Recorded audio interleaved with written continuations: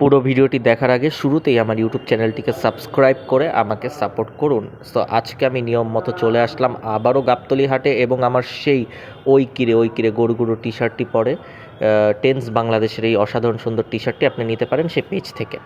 So কুরবানির গরু উঠেছে 15 লক্ষ টাকার। আমি যখন জানতে চেয়েছি গরুটার আরেকটু ডিটেলস, গরুর ব্যাপারী আমাকে বলল এটার ওজন হবে 1000 কেজির মতো।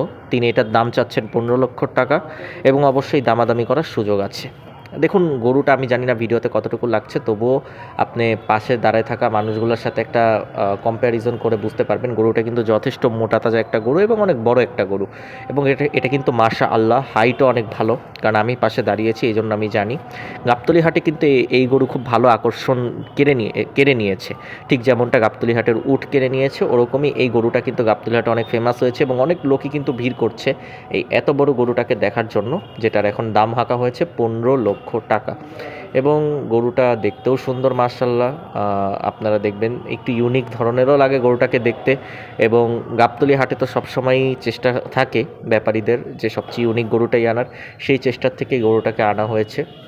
এবং আমার কাছেও পার্সোনালি অনেক পছন্দ হয়েছে, তাই যাদের এরকম বড় বাজেট রয়েছে তারা অবশ্যই একে ক্রয় করতে পারেন এই বছরের ঈদুল আজহার জন্য।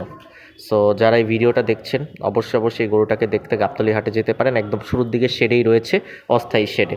সো আজকের ভিডিও এই পর্যন্ত। আশা করি সবাই ভালো থাকবেন, সুস্থ থাকবেন, এবং তাসিন রহমান ব্লগসের সাথেই থাকবেন, এবং আমার চ্যানেলটি সাবস্ক্রাইব করবেন। আসসালামু আলাইকুম।